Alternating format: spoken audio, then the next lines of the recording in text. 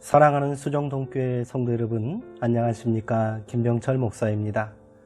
9월 9일 수요일에 드리는 매일 묵상을 시작하겠습니다. 오늘 부르실 찬송가는 96장 예수님은 누구신가입니다. 찬송가는 영상을 잠시 멈추시고 형편에 따라 부르시기 바랍니다. 하나님의 말씀은 마태복음 15장 21절에서 28절까지 말씀입니다. 신약성경 25쪽에 있습니다. 이제 제가 하나님의 말씀을 강독하겠습니다. 이것은 하나님의 말씀입니다. 하나님의 말씀에 경청하시기 바랍니다.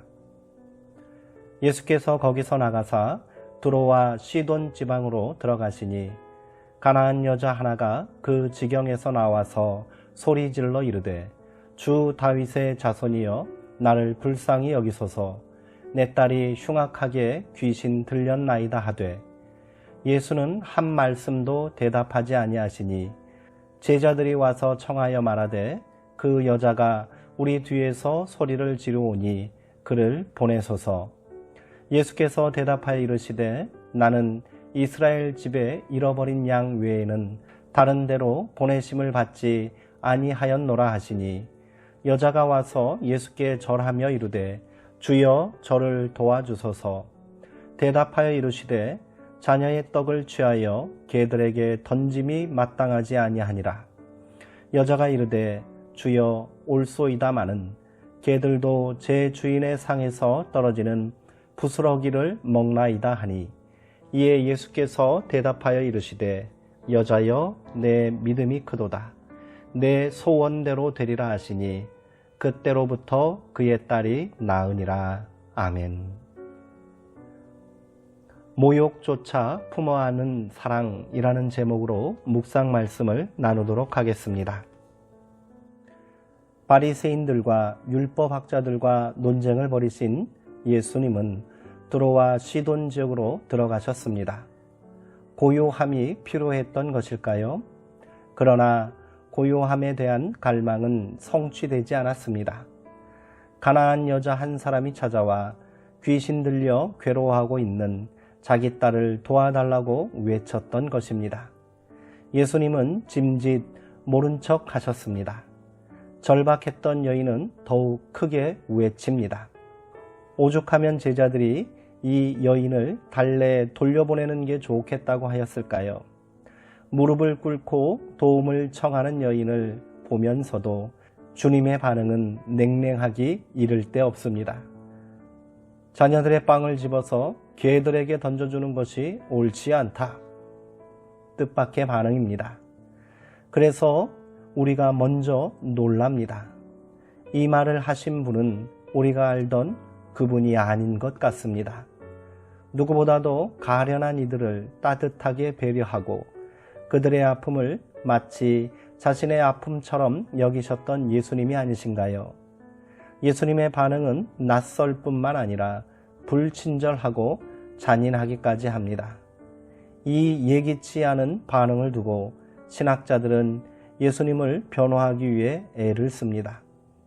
예수님께서 여인의 믿음을 시험하기 위해 일부러 그런 반응을 보이신 것이라고 말하는 이도 있고 예수님은 이미 여인의 믿음을 알아보셨지만 여전히 선민의식에 사로잡힌 제자들을 깨우치기 위해 그런 반응을 보이셨다고 말하는 이들도 있습니다.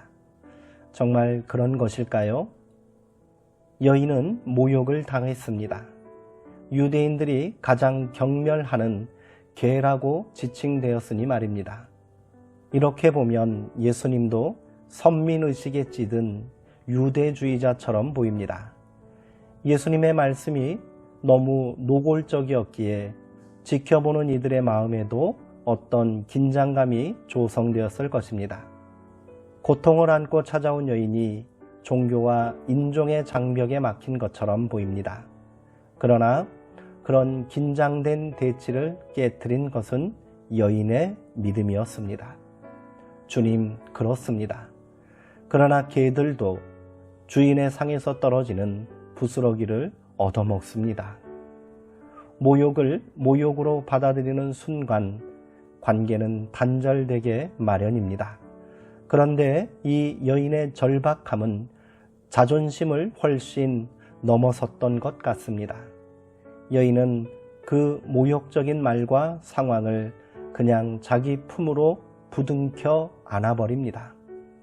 이 여인이 거절에 노여워하지 않을 수 있었던 것은 딸의 고통으로 인해 겪어온 인고의 세월이 준 선물이었을 것입니다.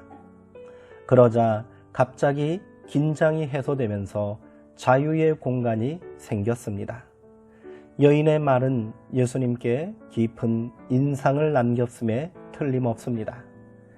여인은 이스라엘의 회복이라는 문제에 몰두해 있던 예수님을 구체적인 한 존재, 곧 고통 가운데 살아가는 한 사람에게 주목하도록 만들었습니다. 고통은 인종, 피부색, 문화, 정치 체계, 종교를 뛰어넘어 모든 사람을 하나로 이어지는 인류 공통의 경험입니다. 고통이야말로 사람들을 하나로 묶어주는 연대의 끈입니다. 여인은 그런 사실을 가리키는 기표로 우리 가운데 서 있습니다. 기도하시겠습니다. 하나님, 얼마나 절박했으면 그런 모멸감을 견딜 수 있었을까요?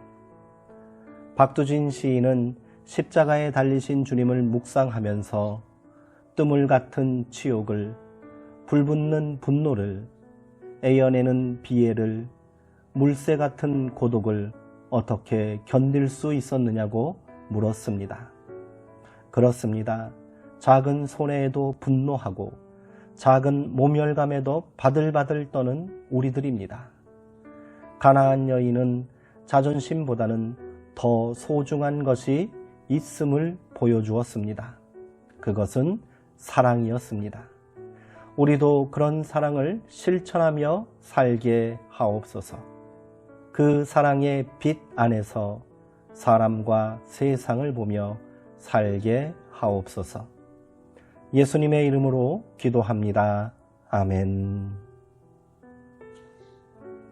예수님의 마음을 움직인 것은 결국 여인의 고통과 절박함이 예수님에게 그대로 전달되었기 때문입니다.